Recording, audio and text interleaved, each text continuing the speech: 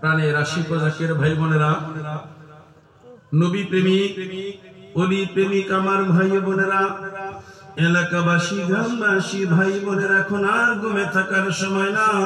এই সময় রহমতের সময়, নিয়ামত পূর্ণ সময়, গুনাহ মাফের সময়। আজকের রজনী পুরুষ পাকের রজনী, মহামিলনের রজনী, আশিক এবং মাশিকের প্রেমের সেতু বন্ধন করার রজনী। আজকের এই রজনী ভাগ্যের রজনী। আমার দয়াল সৈয়দ তার বাগ জবানে বলেছেন, সাধারণ মানুষের ভাগ্য রজনী হলো একটা, আর অনেক প্রেমিক তরিকতপন্থীদের জন্য ভাগ্য রজনী দুইটা। আপন মুর্শিদের বেসারত দিবস উপলক্ষে যে রোজ মুবারক করা হয়, ওই রোজ পাক আশিকদের ভাগ্য রজনী, মহামিলনের রজনী, আশিকের মাশুকের প্রেমের সেতু বন্ধনের রজনী। তাই আমার ভাই বোনেরা, এখনো যারা ঘুমে আছেন আরামের ঘুম ছেড়ে দেন। এই সময় যদি চলে যায় আর কশিন কালেও আমরা পাবো না। সাধনা ব্যতীত, কষ্ট ব্যতীত নিয়ামত লাভ করা যায় না। এই জন্য আমার আল্লাহ কোরআন পাকে বলেন, ইয়া আইয়ুহাল ইনসানু ইন্নাকা কাদিহুম ইলা রাব্বিকা কাদান ফামুলাকিহি। হে মানুষ, তোমাকে তোমার পালন কর্তা পর্যন্ত পৌঁছাইলে কষ্ট স্বীকার করতে হবে, অতঃপর তার সাক্ষাৎ মোলাকাত ঘটবে। আল্লাহর দিদার পেতে হলে, আল্লাহর সাক্ষাৎ পেতে হলে, আল্লাহকে দেখতে হলে সাধনা করতে হয়, হুকুম মেনে চলতে হয়। নবীর জিয়ারত লাভ করতে হলে, নবীর দিদার লাভ করতে হলে কষ্ট সাধনা করতে হয়। আপন মুর্শিদের সন্তুষ্ট অর্জন করতে হলে আরামের ঘুম ছেড়ে দিয়া মাওলার দরবারে কাঁদতে হয়। তাই বাইরে এই সময় যদি চলে যায় কশিন কালে পাওয়া যাবে না। এই সময় নিয়ামত পূর্ণ সময়, এই সময়টা রহমতের সময়। এই সময় আল্লাহর অসংখ্য আউলিয়াগণ রুহানিতে হাজির হয়, আশিক আর মাশিকের প্রেমের খেলা দেখতে যায়। শুধু নবী রাসূলগণ নয়, আমার মদিনার নবী, আল্লাহর পিয়ারা নবী, সৃষ্টির শ্রেষ্ঠ নবী রাহমাতুল লিল আলামিন, দয়াল নবীও উরুস পাকে হাজির হয়। আশিকেরা দেখতে পায়, পাগলেরা দেখে দেখে চিৎকার পেরে পেরে কান্দে। আমার ভাই বোনেরা, ওই নবীর আওলাদ, ওই নবীর প্রতিনিধি আমার দয়াল বাবা চন্দ্রপীর আমাদের বরন্দ নসিব। আমরা কিরি নবীর উম্মত হতে পেরেছি, আমাদের আরো সৌভাগ্য, আমাদের আরো বরন্দ নসিব। আমরা কিরি নবীর আওলাদ, আওলাদ রাসূল, নবীর সিরাজাম মুনিরার দরক ভাগ, আমার জিন্দা নবীর প্রতিনিধির কদম পেয়েছি। ওই নবীর প্রতিনিধি আমার দয়াল দরদের কদম যারা ধরেন, চোখের পানি নজর দিয়ে দয়াময় মাবুদ মাওলাকে প্রাণ ভরে ডাকে নিয়া আল্লাহ।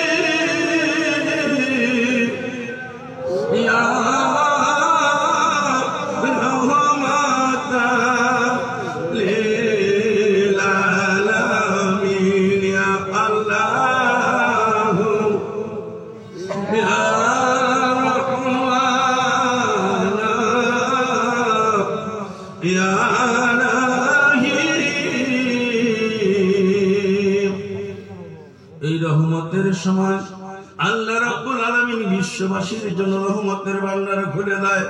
আমার আল্লাহ তাআলা শেখ মাশিকের প্রেমের খেলা দেখার জন্য 70 মাস মান থেকে প্রথম আসমানে সে অবতীর্ণ হয়।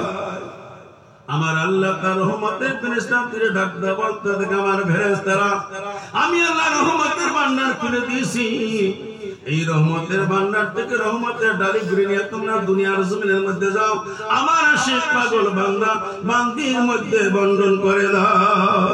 তাই ভাইরা, আজকে রহমতের রজনী, আজকে নিয়ামতের রজনী, আজকে রোজ মোবারকের রজনী।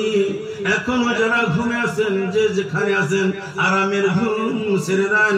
এই সময় যদি চলে যায় কশিন কাল আমরা পাবো না, আর কশিন কালেও সময়টুকু আপনার আমার ভাগ্যে জুটবে না। আশিক মাশিকের প্রেমের খেলার মধ্যে হায় হায় আমার নবীও হাজির হয়ে যায়। তাই ভাইরা, আল্লাহ রাব্বুল আলামিন কার কুদরতি জবান দ্বারা ডাকতে থাকে, বান্দারে কি আছে তোমরা অপরাধী গুনাহগার, গুনাহ করতে করতে অন্তর কলুষিত করে ফেলেছো বান্দা, আমি আল্লাহ রহমতের ভান্ডার খুলে দিয়েছি। আমার অনুসিনা নিয়ে যদি তুমি আমার দরবারে দরখাস্ত করো, কান্দো, আমি তোমাদের জীবনের গুনাহগুলি ক্ষমা করে দিব।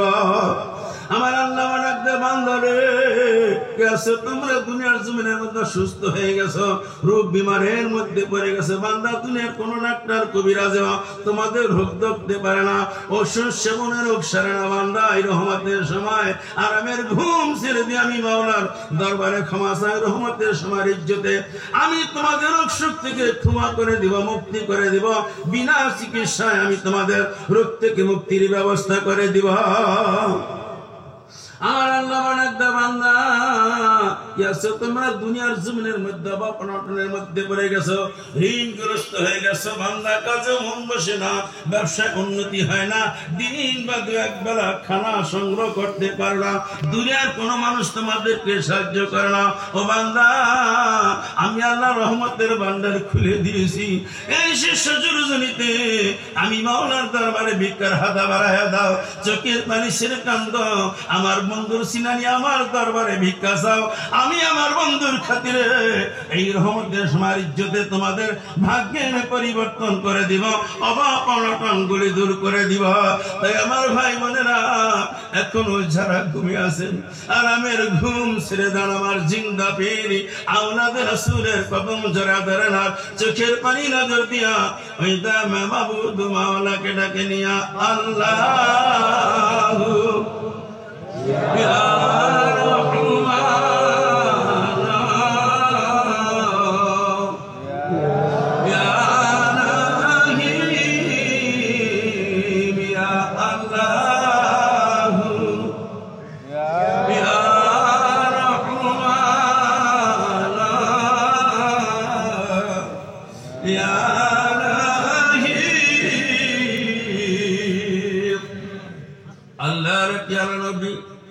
সর্বপ্রথম তায়েফের জমিনে ইসলাম প্রচার করার জন্য পবিত্র মানুষদেরকে সরল পথ আনার জন্য তিনি গেলেন।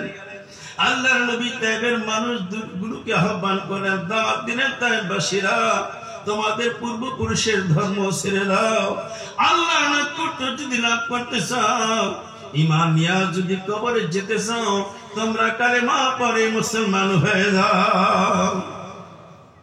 শত শত মানুষ হাজির হয়ে গেল, আর একদল যুবকদেরকে একত্রিত করলো। ওই নাফরমানের দলেরা, কাফেরের দলেরা, নিষ্ঠুরের দলেরা যুবকদেরকে বলল, যুবকেরা তাকায় দেখো, একদিন মুহাম্মদ আমাদের দেশে নতুন ধর্ম প্রচার করার জন্য আসে, কালেমার দাওয়াত দেওয়ার জন্য আসে। যুবকেরা হাতে পাথর নিয়া ওই মুহাম্মদকে পাথর মেরে পেরে এই দেশ থেকে তাড়িয়ে দাও, বিতাড়িত করা।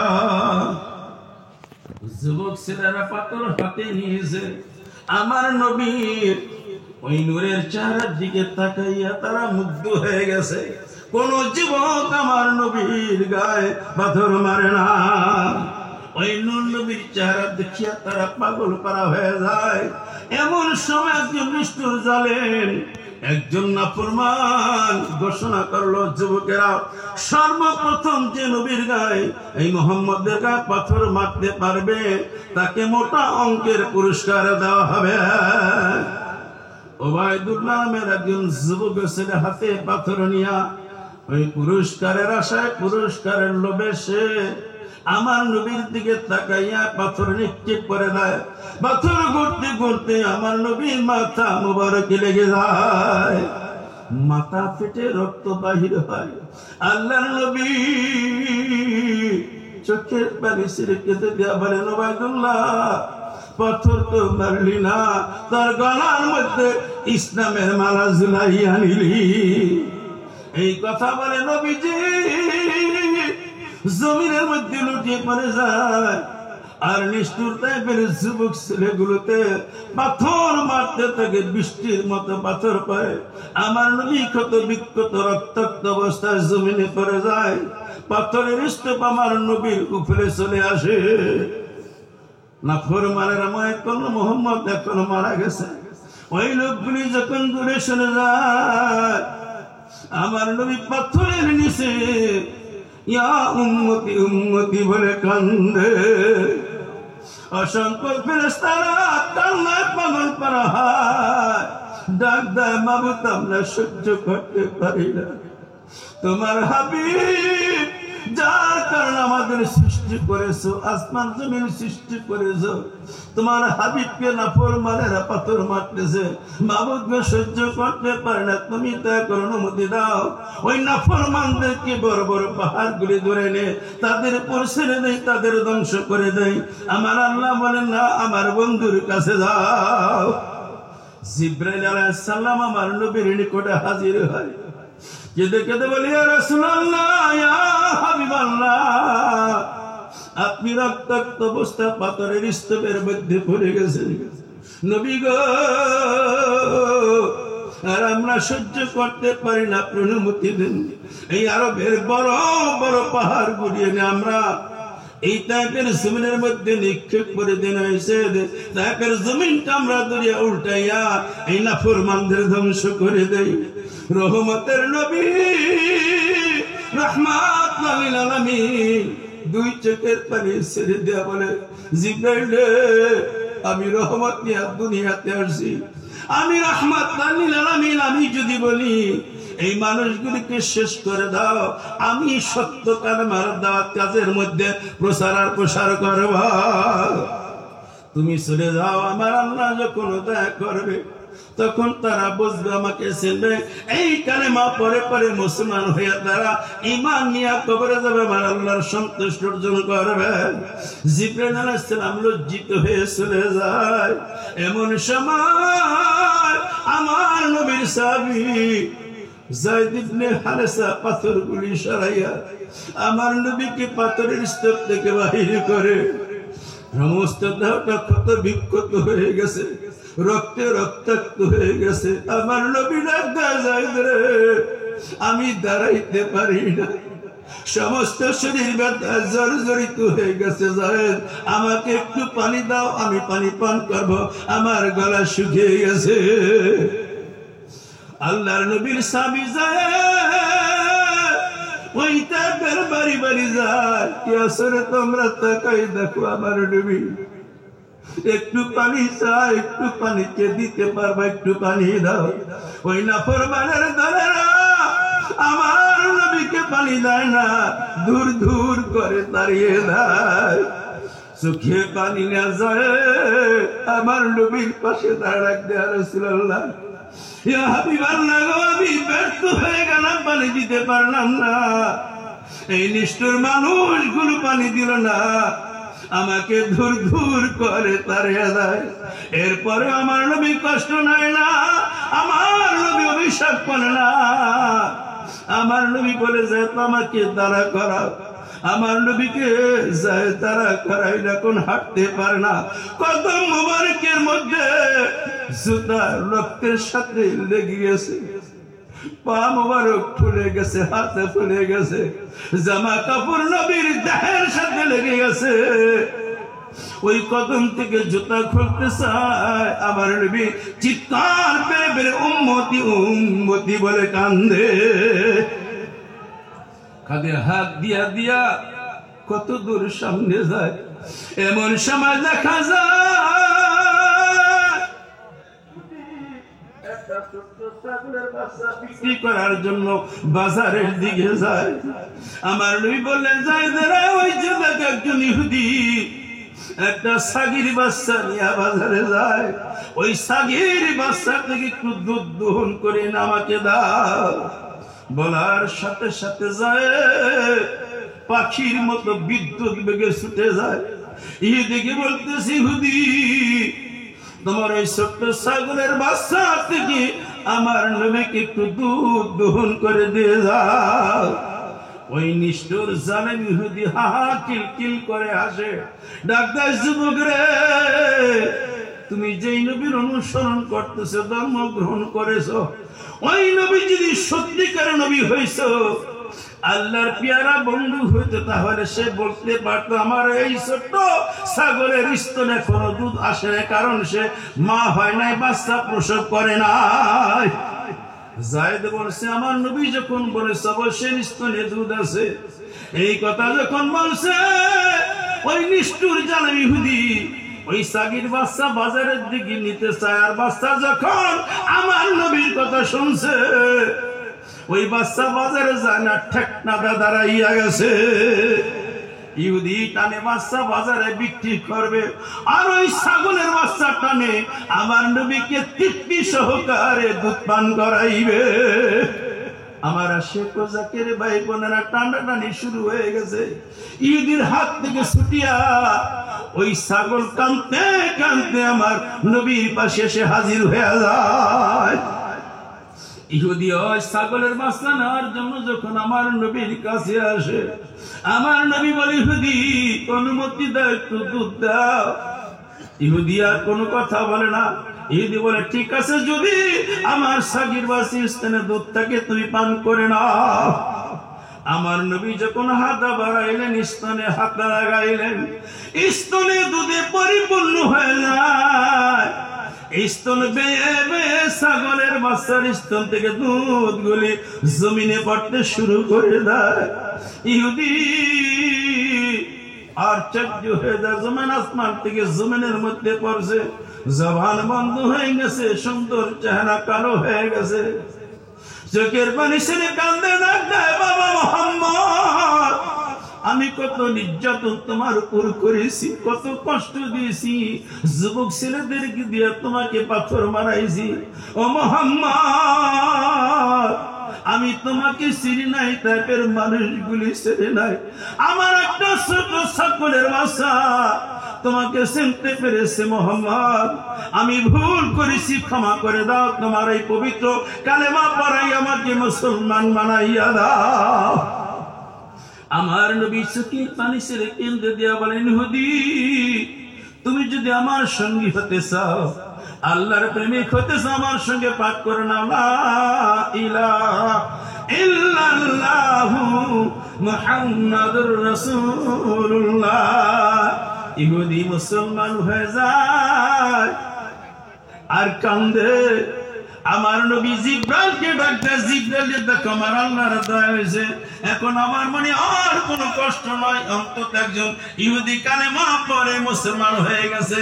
এই হলো আমার নবীর আদর্শ, এই হলো আমার নবীর প্রেম, এই হলো আমার নবী তার উম্মতের প্রতি ভালোবাসা। ওই নবীর আওলাদ, আওলাদের রাসূল, আমার নবীর প্রতিনিধির চন্দ্রপুরীর কদম মুছারায় দরিয়া, ওই দয়াময় মাবুদ মাওলাকে প্রাণ ভরে ডাকে নিয়া আল্লাহু ইয়া রহমান ইয়া রহিম ইয়া আল্লাহ ইয়া রহমান ইয়া রহিম রহমাতাল লিল আলামিন ইয়া রহমাতাল লিল আলামিন ইয়া শাফিয়াল মুযনিবিন ইয়া রহমাতাল লিল আলামিন ইয়া আল্লাহ ইয়া রহমান ইয়া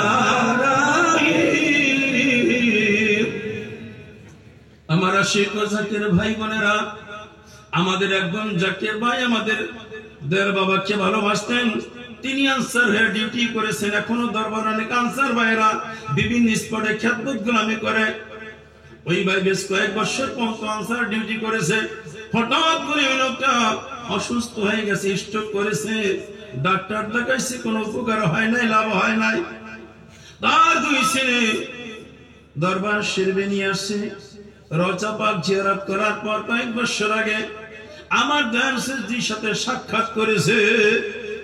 শেখজি বলেন, কি হয়েছে? লোকটা বলল, বাবা স্ট্রোক করছে, এখন একটা সাইড আমার পঙ্গু হয়ে গেছে।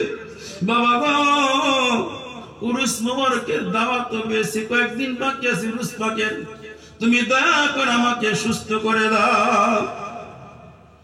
আল্লাহর ওলি আমার দয়াল শেখজি একটু মুস্কি হাসিদা বললেন, দুনিয়াতে কষ্ট করলে পরকালে শান্তি পাওয়া যায়। আল্লাহর যা ভালো মনে হয়েছে তাই করছে, কষ্ট নেওয়া যাবে না। আল্লাহর কাছে কান্নাকাটি করেন, আল্লাহ যেন ইমানের সাথে নিয়ে যায়। এতে বোঝা গেল লোকটা বেশি দিন বাঁচবে না, বিদায় নিবে। ওই জাকির ভাইকে যখন এই কথা আমার দয়াল শেখজি বল শোনার মন ভরে নাই, উনি অনেক কষ্ট নিয়ে বাড়িতে চলে গেছে। কয়েকদিন পর খানকার সভাপতি সেক্রেটারি মনিটরি খাদেম ভাই পরিচয় নিউটিডের ওনার বাড়িতে খেদমত আনার জন্য গেছে। মনিটরি খাদেম ভাই বলেন, ভাই সবসময় আপনি বেশি খেদমত লেখেন, এবার খেদমত দিবেন কিনা, কত দিবেন, কত লাগবে বলেন। ওই জাকির ভাই বলল, আনসার ভাই বললেন, আমি খেদমত দিব না, আমি তরিকা ছেড়ে দিয়েছি। যেই দরবারে আনসার হয়ে 20 বছর খেদমত করেছি, এখন বঙ্গ অবস্থা ঘরে করে আসি, আমি আর ওই পীরের তরিকা করব না। আমার মনিটরিং খাদ্য ভাই বললেন, আপনি তরিকা ছাড়ছেন, কিন্তু যদি আমার দেশ শেখজি না ছাড়ে কি করবেন? যা ছাড়লে না ছাড়ো, আমি তরিকা ছেড়ে দিয়েছি। লজ্জিত হইয়া ওই জাকির বানার বাড়ি থেকে চলে আসে। অর্থাৎ উনি কি তরিকা ছেড়ে দিছে? সাললে সারা যায় না। আমার ভাই বোনেরা, উনি খেদমত দেয় নাই। উরুস পাকের রজনীতে যখন 3টা বেজে গেছে, লোকটা ঘুমাইছে। ঘুমের ঘরে স্বপ্ন দেখতে পায় সে একটা রাস্তা দিয়া একদিকে যাইতেছে। দূর যাওয়ার পরে দেখলো 2টা রাস্তা, একটা ডান দিকে একটা বাম দিকে। ওই জাকির ভাই বামে রাস্তাতে যখন ঢুকছে, সামনে দাঁড়ায় দেখে আমার দয়াল শেখজি সামনে দাঁড়ানো আছে। জিজ্ঞাসা করেন, আপনি কোথায় যাইতেছেন? ওই লোকটা বলল, আমি এই রাস্তাটা যাইব। আমার দয়াল শেখজি বললেন, না, এই রাস্তায় যাওয়া যাবে না, এটা ভুল পথ, ভুল রাস্তা, এই রাস্তা গেলে আপনি ধ্বংস হয়ে যাবেন। উনি আবার জোর করে বলছে, না, আমি এই রাস্তা দিয়ে যাব। এবার আমার দয়াল শেখজি স্বপ্ন যোগে বললেন, আমার দরবারে খেদমত করে একটা লোক নষ্ট হয়ে যাবে, জাহান্নামী হয়ে যাবে, ওইটা আমি হতে দিব না। একটু চিন্তা করে দেখেন, ধমক দিয়ে ওনাকে বাম পথ থেকে সরাইয়া ডান রাস্তা দিয়া বলছে, রাস্তা দিয়া যান। কিছু দূর ডান দিকটা যাওয়ার পরে দেখতে পেল এমন একটা সুন্দর দেশের মধ্যে উনি প্রবেশ করেছে, যেখানে ফুলে ফুলে সাজানো, হীরা মুক্তায় খচিত বড় বড় প্রাসাদ, নূরের সিংহাসন, যে দিকে তাকায় মনোমুগ্ধকর, অন্তর ভরে গেছে। উনি আবেগে আনন্দে চোখের পানি ছেড়ে খেতে দিয়া বলছে, মাবুদ গো, আমি কোথায় আসলাম? এত সুন্দর পরিবেশ, এত সুন্দর দেশ, এত সুন্দর বাড়িঘর তো আর কোথাও দেখি নাই। আমার দয়াল শেখজি আমাকে জোর করে ধমক দিয়ে এই জায়গায় পাঠাইলেন। এই কথা বলে আনন্দে উনি মাতোয়ারা হইয়া, মুগ্ধ হইয়া চোখের পানি ছেড়ে কেটে দিয়েছেন। এমন সময় দেখতে পায় নুরানি উজ্জ্বল চেহারা মোবারক একটা লোক ওনার সামনে হাজির হইয়া একটু মুস্কি হাসিরা বলছেন, আপনি কি জানেন না আপনি কোথায় আসছেন? উনি বলেন, না হুজুর, আমি তো জানি না কোথায় আসছি। বলল, আল্লাহর ওলির দরবারে খেদমত করলে, আল্লাহর ওলিকে ভালোবাসলে, আওলাদে রাসূলকে মহব্বত করলে, রাসূলের প্রতিনিধিকে ভালোবাসলে, আমার আল্লাহ তার জন্য জান্নাতের বাগান তৈরি করে রাখছে।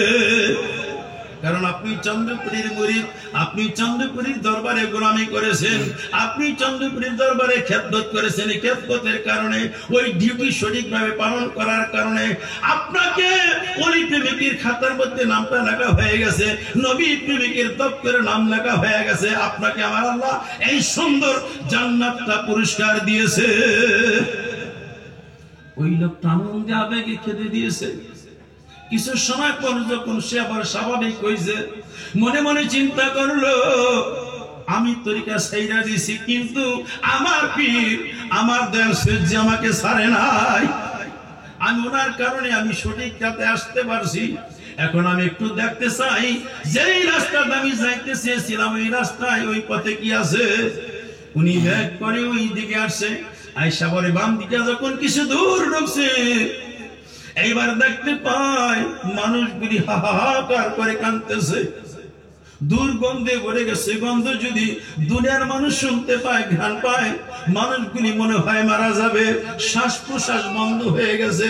ও আমার ভাইরা, আরেকটু দূর যখন অগ্রসর হয়েছে, দেখতে পায় কিছু মানুষকে পানির মধ্যে সিদ্ধ করতেছে, মরেও না বাঁচেও না, চিৎকার পেরে পেরে কান্দে, বাঁচাও বাঁচাও। যেদিকে তাকায় কান্না। আবার কোন কোন মানুষ জবাই করতেছে। এই একটা মারাত্মক পরিবেশ পরিস্থিতি দৃশ্য দেখিয়া উনি পাগল পারা হয়ে যায়, চিৎকার দিয়ে কান্দে, আমাকে বাঁচাও বাঁচাও। চিৎকার করে কান্নার পর ওনার ঘুম ভেঙে গেছে, থর থর করে কাঁপতেছে, ঘাম পড়তেছে। ওনার কান্নার আওয়াজে ওনার দুই ছেলে ছুটে আসছে, ওনার বিবিও ঘুম থেকে উঠে গেছে। কি হয়েছে? ছেলেদের গলা ধরে বললো, বাবারে আমি ভুল করেছি, আমি তোর কাছে ছাড়ছি, কিন্তু আমার পীর চন্দ্রপুরী আমার ছাড়ে নাই।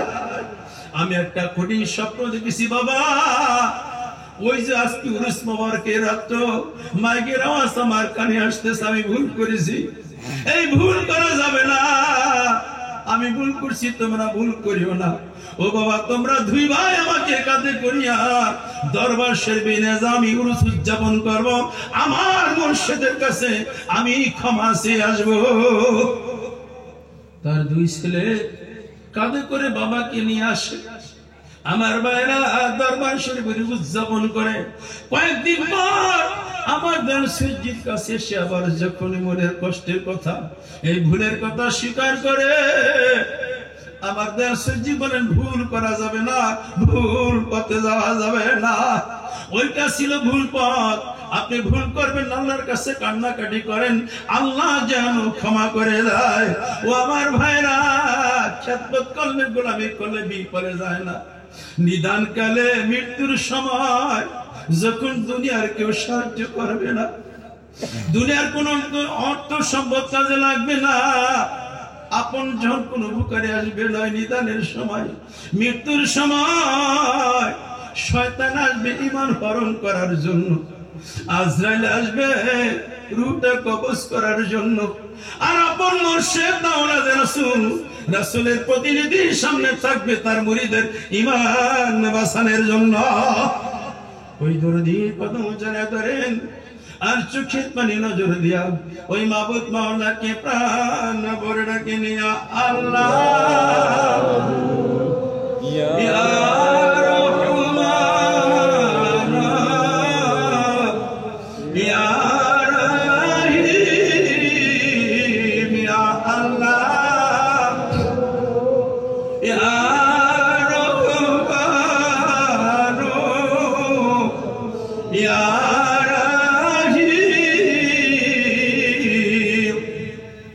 আমার বাবা নাম আব্দুল করিম। আমার বাবা চন্দ্রপুরীকে নিজের জানের চাইতে বেশি ভালোবাসতো, মোহব্বত করতে, আর্থিক অবস্থা ভালো ছিল না। একদিন আমার বাবা গঙ্গানগর বাজারে একটি চায়ের দোকানে বসে চা খাওয়ার জন্য। এমন সময় একজন টুপাদারি বড় বড় আলেম ওই দোকানে ঢুকছে। আমার বাবাকে দেখে বলল, চন্দ্রপাড়ার জাকেরা নামাজও পড়ে না, রোজাও রাখে না। শত শত লোক চায়ের দোকানে বসা। চায়ের যে দোকানদার ছিল, লোকটা বান্নার শরীফের মুরিদ। আমার বাবাকে ভালোভাবে চেনে, বলল, করিম তুমি কিছু বলো, উত্তর দাও, তোমরা নামাজও পড়ো না, রোজাও রাখো না। আমার বাবা কোনো তালাশ করে উত্তর খুঁজে পায় না। চক্ষু দুইটা বন্ধ করিয়া কাঁদতেছিলেন আপন মুর্শিদের কদমে। বাবা গো, অনেক লোক এই চায়ের দোকানে হাজির, যদি সঠিক জবাব দিতে না পারি লজ্জিত হয়ে যাব, মানুষ খারাপ বলবে। দুই চোখের পানি ছেড়ে কাঁদতে শুরু করেছে। এমন সময় দেখতে পায় আমার জিন্দা পীর আমার বাবার সামনে হাজির দাঁড়ানো। একটু মুস্কি হাসিটা বলছে, করিম তুমি ভয় পেও না, সঠিক জবাব দিয়ে দাও। আমার বাবা একটা সাহস পেয়ে গেল, আমার পীর আমার সামনে আছেন, আমার পীর আমার কাছে আছেন, আমার পীর আমার অন্তরে বসা আছে, আমার কোনো ভয় নাই। এইবার চক্ষু খুনিয়া চোখের পানি মুইসা বলল, হুজুর ঠিক কথাই বলছেন, চন্দ্রপাড়ার মুরিদরা নামাজও পড়ে না, রোজাও রাখে না, এটা আপনি কেমন করে জানেন? আমি জানি, আমরা জানি। এইবার আমার বাবা বললেন, এইটা জানে আল্লাহ আর এইটা জানে শয়তান, কে ভালো কে খারাপ এইটা একমাত্র আল্লাহর জানার অধিকার, আল্লাহ একমাত্র জানে, আর অন্য কেউ জানে না। আর জানে শয়তান কে ভালো কে মন্দ, কে নামাজ পড়ে না কে নামাজ পড়ে, কে রোজা রাখে না কে রোজা রাখে। এখন আপনি জবাব দেন, আপনি আল্লাহ না শয়তান? ওই লোকে আর কোনো কথা বলে না। শত শত লোকেরা জড়ায় ধরছে, মিয়া জবাব দিয়া যান, করিম তো ঠিকই বলছে। চন্দ্রপাড়ার লক্ষ লক্ষ জাকের, সারা বিশ্বব্যাপী জাকের, তারা নামাজ পড়ে না রোজা রাখে না, কেমন করে জানলেন? এটা আল্লাহ ছাড়া কেউ জানে না, আর জানে শয়তান। এখন বলেন আপনারা শয়তান না আল্লাহ? উত্তর দিতে পারে নাই, জমান বন্ধ হয়ে গেছে, লজ্জিত হয়ে গেছে। ৮-১০ জন আলেম, তারাও কোন পীরের মুরিদ, বড় বড় জুব্বা মাথায়, চোখটা টুপি, আবার বড় বড় লম্বা লম্বা দাড়ি, মুখ চেহারা কালো হয়ে গেছে। চায়ের দোকানদার বলছে, জবাব না দাও পর্যন্ত ছাড়বো না। আল্লাহ না তোমরা শয়তান বলো? হয়তো শয়তান জবাব দিবা নচেত আল্লাহ সৃষ্টিকর্তা বলতে হবে। ওই লোকেরা কোন উত্তর খুঁজে না পেয়ে ক্ষমা চাইল, আমরা ভুল করেছি, বুঝতে পারি নাই, ক্ষমা করে দেন, মাফ করে দেন। ও আমার আশিকুর জাকির ভাই বোনেরা, যদি খেয়াল ঠিকই রাখে, আপন মুর্শিদের কদমে আজিজি করে, কঠিন মুসিবতেও আপন মুর্শিদ তার মুরিদকে উদ্ধার করে তোরে নেয়, আপন মুর্শিদ তার মুরিদকে সবার উপরে স্থান দেয়। হায় হায় আমার ভাই বোনেরা, ওই দরদির কদম জোরে জোরে দেন, যেই দরদি তার মুরিদকে ভালোবাসেন, নিজের জানের চাইতে বেশি ভালো। এই জন্য আমার দয়াল বাবা চন্দ্রপুরী বলেছেন, একজন পীর তার মুরিদকে কতটুকু ভালোবাসে, কতটুকু মহব্বত করে, এইটা যদি একজন মুরিদ জানতে পারত, ওই মুরিদটা কলিজা ফেটে মারা যাইত। যে চন্দ্রপুরী মুরিদের জন্য সুখের খানা খায় নাই, আরামের নিদ্রায় ঘুমায় নাই, সারা জীবন মুরিদ ভালোবেসে গেছেন, মুরিদের জন্য চোখের পানি ফেলে ফেলে কেটে গেছেন। আজও চন্দ্রপুরী মুরিদ ভুলে নাই।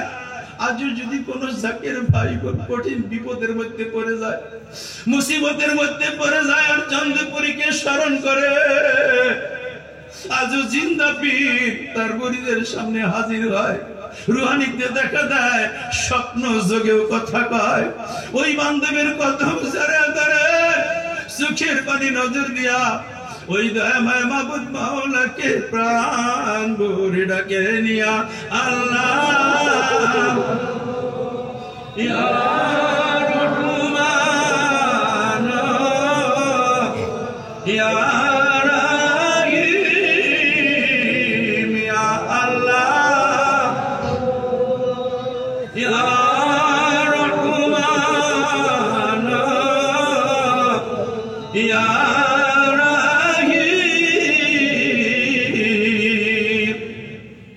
কয়েক বছর আগে এই ফরিদপুর ইউনিট ১ সদরপুর থানার আওতাভুক্ত আমার একজন জাকির ভাই, বেশ কয়েক বছর আগে লোকটা খুব অসহায় গরিব মানুষ ছিল।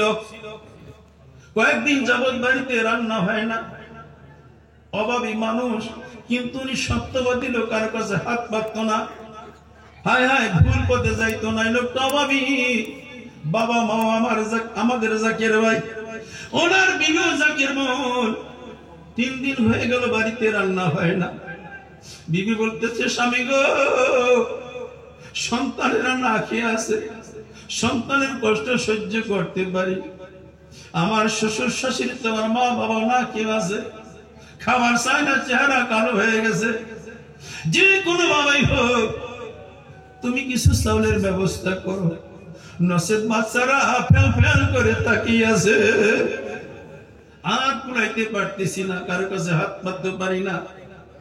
আমার এই জাকির ভাই চোখে পানি নিয়া, মনে ব্যথা কষ্ট নিয়া দেওখালি বাজারে গেলেন চাল কেনার জন্য।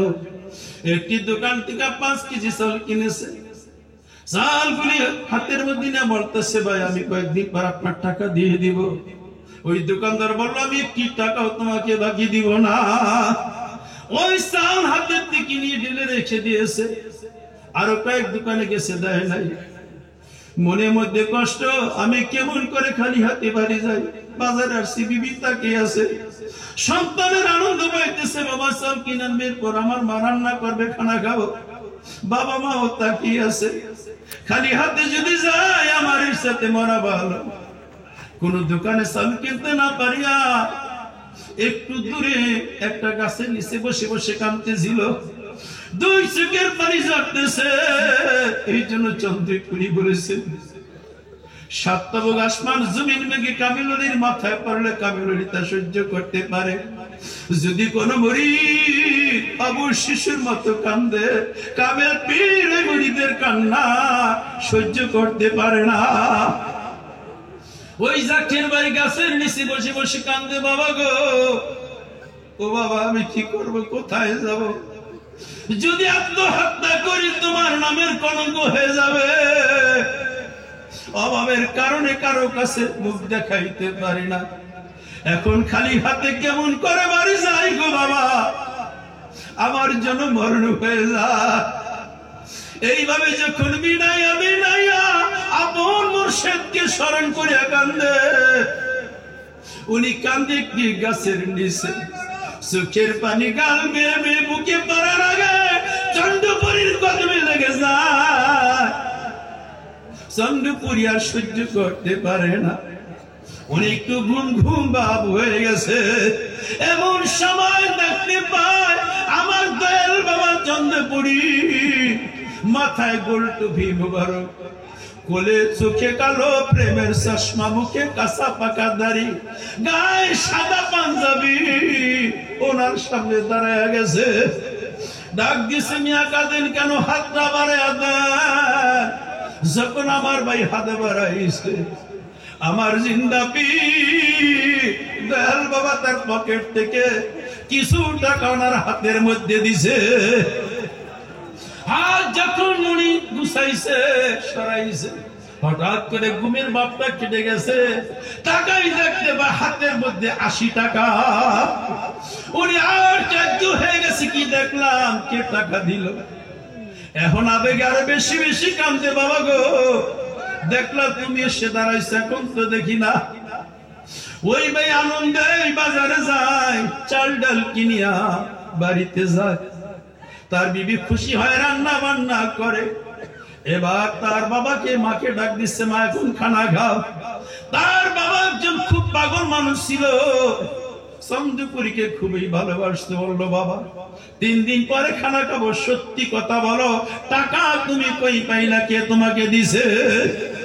এখন আমার জাকির ভাই কোনো কথা বলে না, জবান বন্ধ করে দাঁড়িয়েছে, তোমরা খানা খাও, এই কথা আমি কারো কাছে বলবো না। আর তার বাবা বলতেছে, সত্যি না বলা পর্যন্ত আমি তোমার বাড়ির খানা হাতে লাগাবো না। ছেলে বলতেছে, আমি বলবো না। বাবা বলতেছে, সত্যি না বললে আমি খাবো না। আমার ভাই বোনেরা, যখন তার মা বাবা খায় না, ওই জাকির ভাই চিৎকার পেরে পেরে কান্দে, বলছে, আমি সত্য বলতে চাই না, তোমরা বলাইতেছো। বাবা গো, আমি টাকা চুরিও করি নাই, সুদে বাড়ি নাই। ও বাবা, আজকে যখন বাজারে গিয়েছি, কোন লোক আমাকে চাউল বাকি দেয় নাই। আমি ওই বট গাছের নিচে বসে বসে কাঁদছি আর চন্দ্রপুরীকে স্মরণ করেছি। এমন সময় ঘুম ঘুম বাপ দেখতে পেলাম, আমার দয়াল বাবা চন্দ্রপুরী আমার সামনে হাজির হইয়া ডাক দিছে, কান্দেন, আপনার হাতটা বাড়ান।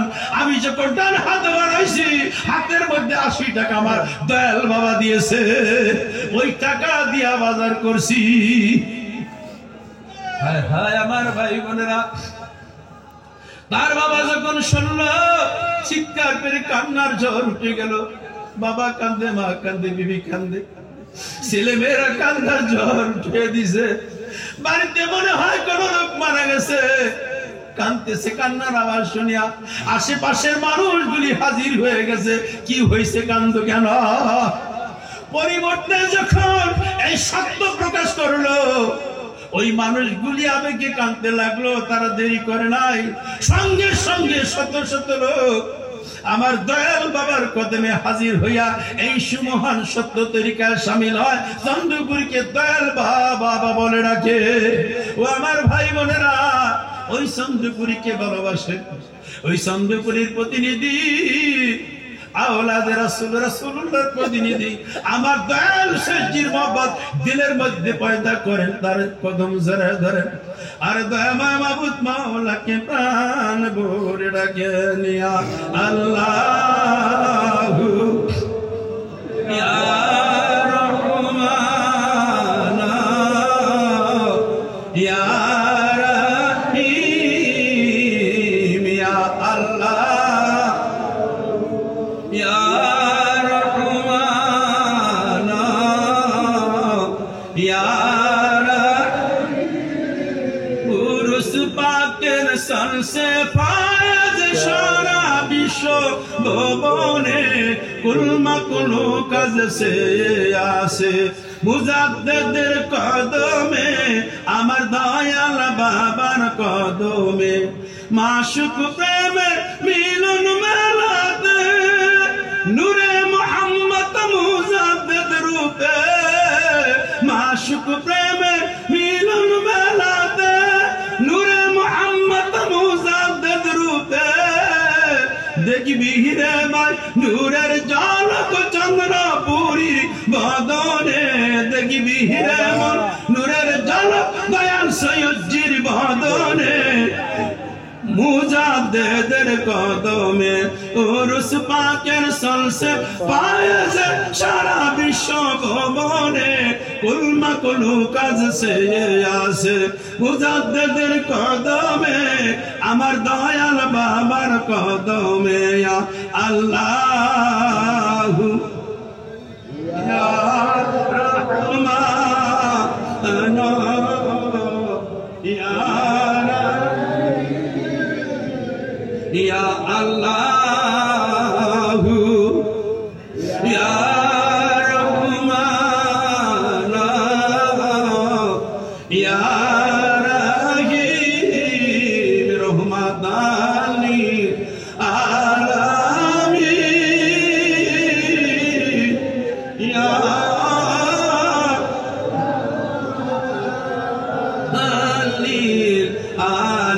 আলামিন, ইয়া শাফিয়ান মাজরাবিন, ইয়া রহমাতান লিল আলামিন, ইয়া আল্লাহ ইয়া রহমান ইয়া দয়াল বাবা জানের জিন্দিগি তাহাতের সময় আমাদের কয়েকজন জাকির ভাই পালং থানা থেকে দরবারের উদ্দেশ্যে রওনা হয়ে গেছে। মাগর সর্দি যখন তারা পায়ে হেঁটে আসতেছিল, ওই সময় রাস্তাঘাট তো ভালো সুন্দর ছিল না। মাগর সরে সে তারা কিছু সময় বিশ্রাম করছে, অতঃপর আবার দরবারের উদ্দেশ্যে পদ্মা নদীর কিনারে হাঁটতেছে। তাদের মধ্যে একজন খুবই জজবাজারি ছিল, চিৎকার করে করে কান্দ। ওই জাকের বাইরে নদীর কিনারে আসতেছে, তাদের সাথে কয়েকজন আম মানুষও ছিল। এমন সময় দেখা যায় নদীর কানে একটা বড় বোয়াল মাছ জাগছে। একজন বলল, মিয়া তোমার এত জজবা শুনি, তোমার পীর এত বড় কামেল পীর, এই যে মাছটা দেখা যায় যদি এটা ধরতে পারো তাহলে ভাবো তোমার পীর কামেল পীর। আমার এই পাগল ভাই জাকের ভাই চক্ষু দুইটা বন্ধ করছে, চন্দ্রপুরী চেহারার সামনে হাজির করছে। একটা চিৎকার দেওয়াতে আসলে যদি আত্মার মুক্তি চাস, আমার দয়াল বাবার দোহাই দিলাম, তুই লড়বি না, সাঁতার দিয়ে দূরে যাবি না, তোকে আমার মুর্শিদের বাড়িতে নিয়ে যাব। চিৎকার দা পাগলায় ওই নদীর মধ্যে ঝাঁপায়া পড়ছে। একটা কাঠের টুকটার মতো মাছটা বেশি রয়েছে, লড়াচড়া করে না। 2 হাত দাঁত ধইরা এবার উপরে আনছে, ছেড়ে দেওয়ার পর মাছটা লাভ দাঁত পাড়তেছে। দৃশ্য দেখিয়া নদীর পারানের লোক একাত্রিত হয়ে গেল। কেউ তো বললো মাছটা বিক্রি করে যাও। ওই জমানো এই সময় ওই মাছটার দাম 500 টাকা অনেকে বলতেছে, এই লোকটা বলতেছে, বাংলায় বলতেছে লক্ষ কোটি টাকা দিল মাছ দিব না, এইটা আমার মুর্শিদ চন্দ্রপুরীর দরবারে নিয়ে যাওয়া। কাঁধে কইরা মাছ নিয়ে দরবারে ঢুকছে। আর এসে দেখতে পেল চন্দ্রপুরী আমার দয়াল বাবা যান সবেদা গাছতলা দাঁড়াই আছে। মাঝে মধ্যে সবেদা গাছতলা দাঁড়াইতেন, আবার দয়াল বাবা মাঝে মধ্যে সোনের হুজরায় বসতেন, আবার মাঝে মধ্যে দায়রা শরীফ হাঁটতেন। যদি কোনো জাকির ভাইকে দেখতেন খুশি হইতেন, কখন আসছেন, খানা খাইছেন নি, খানা খেয়ে আসেন, তারপরে আমি আপনাদের সঙ্গে কথা বলবো। এইভাবে বলতেন ওই জাকির ভাই। ওই আরো মানুষ নিয়ে যখন দরবারে ঢুকছে, বাবাজানের কাছে গেছে। বাবাজান একটু মুসিয়াসিদা বলেন, মিয়া সব সময় পীরকে খাটাইতে হয় না। মাছ আপনি ধরছেন, আপনি ধরতে পারছেন নি, আপনার পীর আপনাকে মাছ ধরে দিছে। আর কোনোদিন এই কাজ করবেন না, পীরকে এত কষ্ট দেওয়া যাবে না। একটু চিন্তা করে দেখেন, মাছ ধরছে পদ্মা নদীতে, চন্দ্রপুরীর দরবারেও চন্দ্রপুরীর কাছে তার খবর আছে। ওই জাকির ভাই চিৎকার দাও, বাবার কদম সরে ধরে বলো, বাবা গো কি করব, এই লোকগুলি নাইলে তোমার মানে না, এই জন্য আমি তোমার নাম নিয়া তোমাকে সিলা ধরিয়া তোমার দোহাই দিয়া এই বল মাছ নিয়ে তোমার দরবার আসছি। ওই আমলোকগুলি বলল, হুজুর আমাদের ক্ষমা করে দেন, মাফ করে দেন, আপনার সমান সত্য তরিকা দিয়া আপনার দরবারের খাদেম বানাইয়া নেন। ওই সময় বেশ কিছু লোক আমার দয়াল বাবার কদমে লুটে পড়ে, এই তরিকার শামিল হইয়া তারা খেদমত গোলামি করে। ওই দরদির কদম ধরে দেন, চোখের পানি ছেড়ে দিয়া দয়াময় মাবুদ মাওলাকে প্রাণ ভরে ডাকে নিয়া আল্লাহ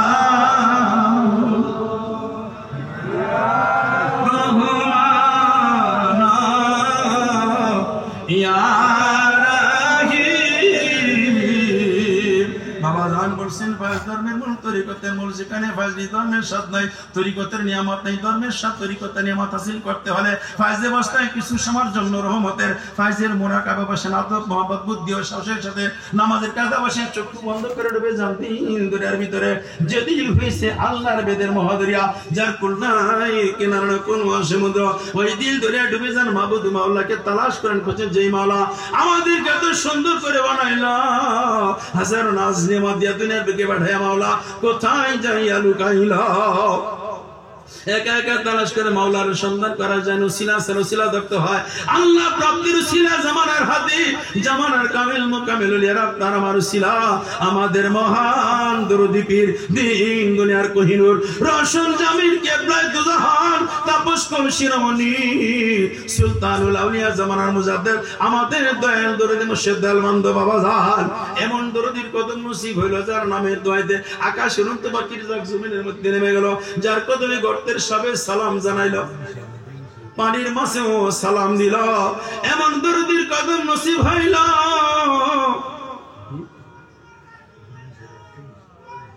আমার ভাইরা, এমন বান্ধবের কদম নসিব হইল যার সাদা আঙ্গুল স্পর্শে লক্ষ লক্ষ পাপী তাপী মানুষের মুর্দা দিল গুলো জিন্দা হয়ে গেল।